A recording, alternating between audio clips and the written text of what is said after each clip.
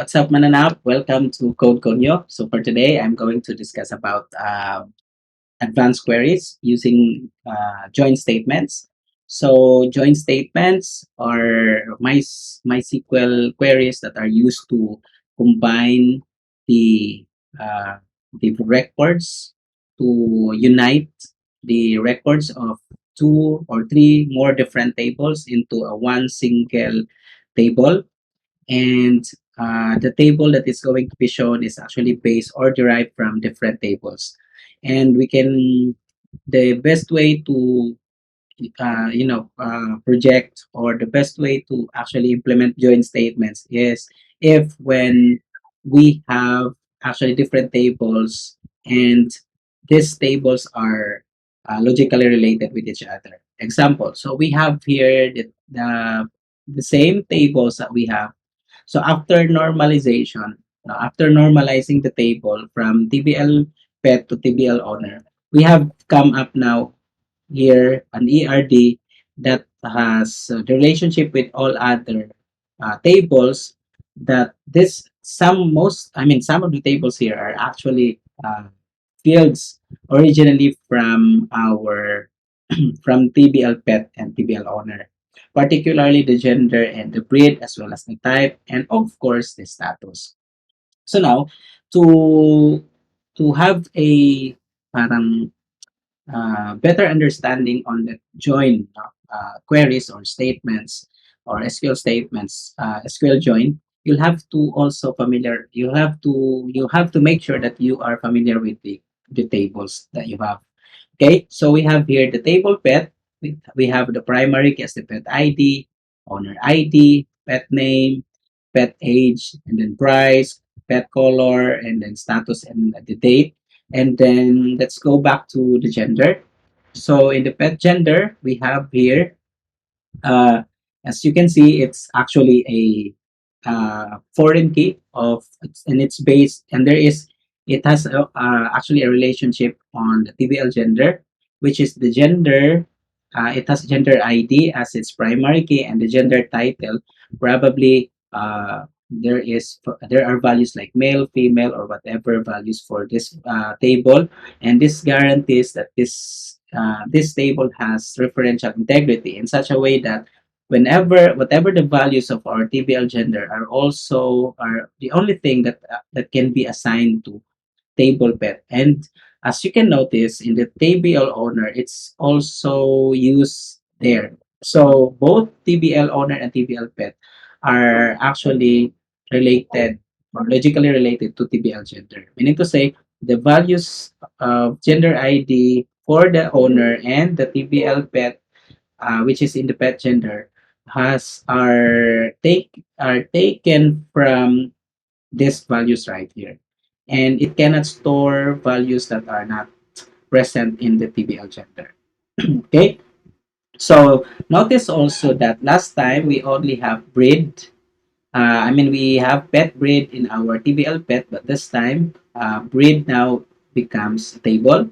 So which has gender, breed ID, breed name, and the pet and the breed are also related with each other. That means there is one to many relationship, that a pet could have one or many, or a breed can be used into one or many pets. Meaning to say, if I have here a a pet 101, I could have breed here like Dachshund, cat, and the Dachshund and cat can appear multiple number of times here using the ID. So, but there's only one instance of the Dachshund, there's only one instance of Persian, there's only one instance of Python, because again it's reference to this table, and it creates relationship with the table pet, and this also creates referential integrity between two tables, because this would guarantee that the records that are stored right here should be also, or must be present in the TBL breed. So it cannot accept any data that are not stored here. So basically, you'll have to store, if you're going to add another breed, you'll have to store first a new breed in the table and then before assigning it to a pet. Okay, so also in the TBL type, so the TBL type is actually part of the attribute along with the TBL breed in the TBL pet last time. However, this time, we, aside from we actually take this one away from the TBL pet as a column, we created another table instead, which is TBL type is actually now logically connected to our TBL breed. So why is that so? Because this would all this would this the meaning of this is actually this, I mean, this implies that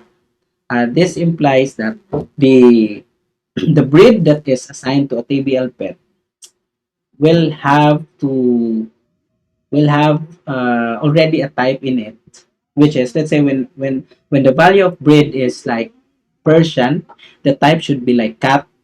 Okay, and each of the breed that you are going to I'm sorry, I'm sorry for that. In each of the breed, sorry, because it's live, and each of the breed that you're going to assign in the breed table will have parang different types. So meaning to say, if I have Persian, if I have um, what sa pang other cat, Persian, another Persian, wait, isa ba? Persian, and Siamese. Okay, if you have Persian and Siamese, this belongs to a cat type. Okay, and you have, if you have Dachshund, you have American Bulldog, you have Siberian Husky, Chihuahua, or whatsoever, and this belongs to a type dog. So why it's actually in the breed? Because if ever we're going to actually pwede na to i-connect si type directly to pet.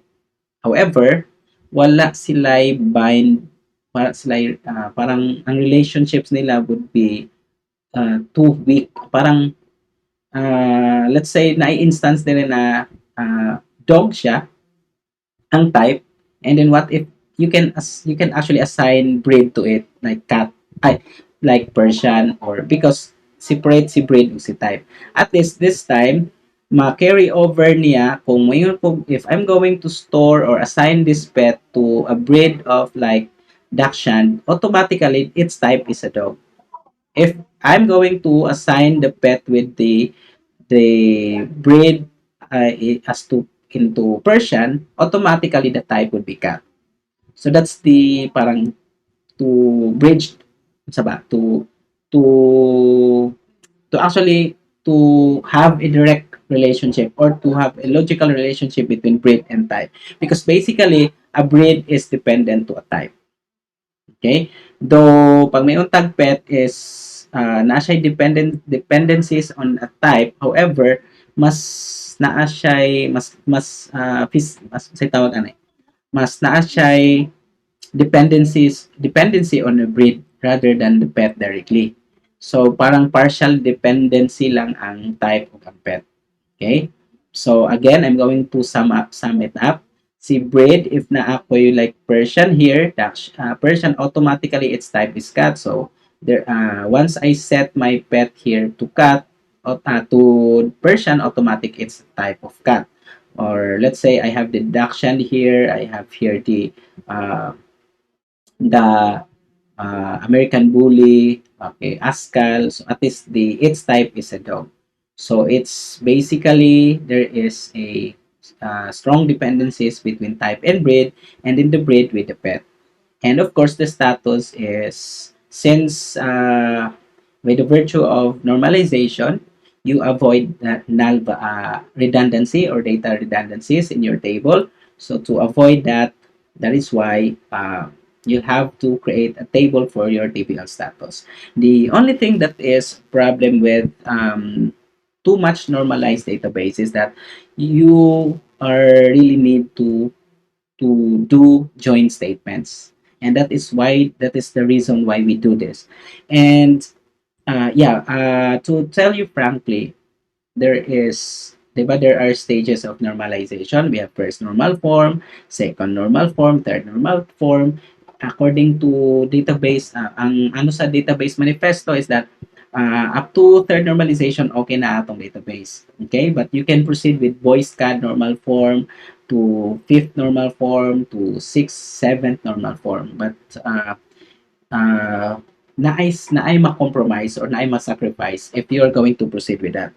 So, kung dili po siya normalize imuhang tables no imong database, ang tendency ana is daghan kag data redundancy. So, ang ma-compromise is imuhang data storage.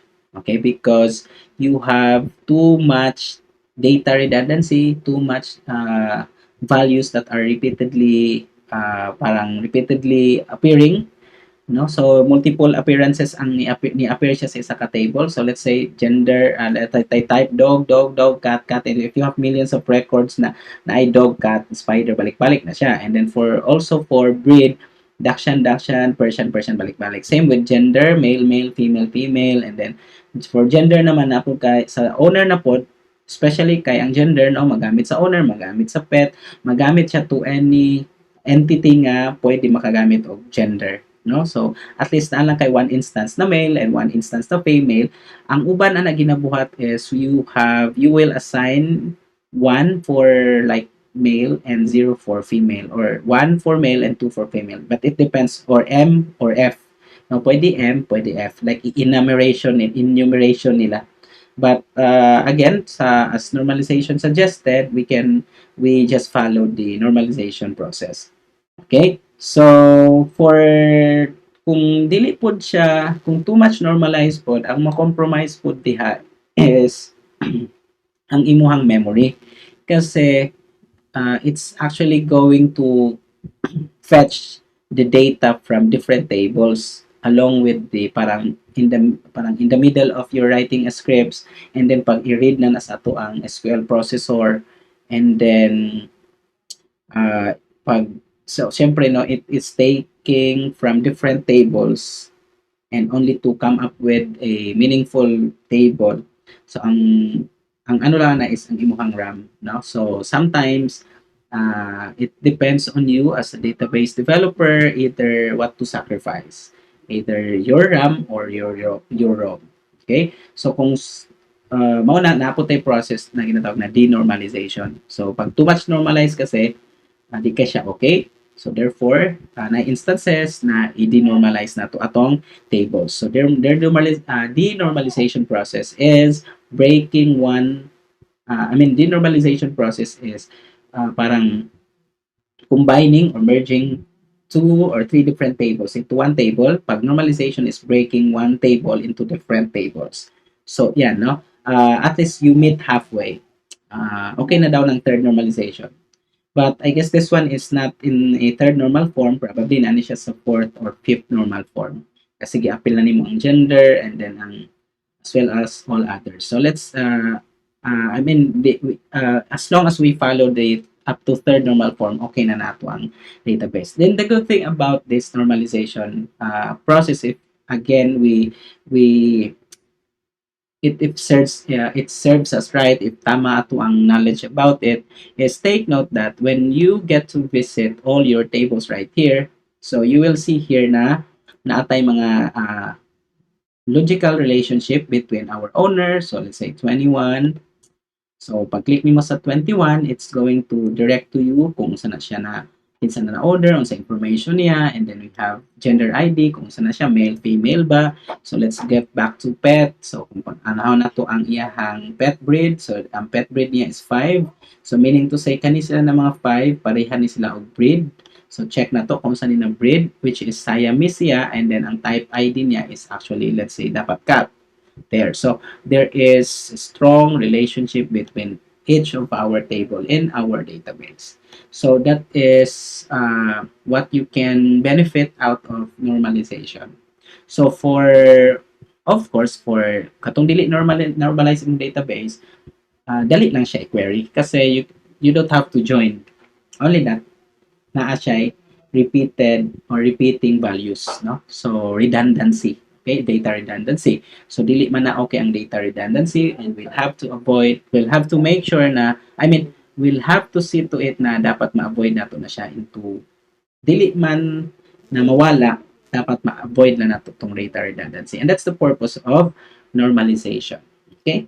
So I guess that would be for now. And then in the next lesson or tutorial, I'm going to show to you the idea of how are we going to join our tables. Okay? Thank you and have a great day. Bye bye.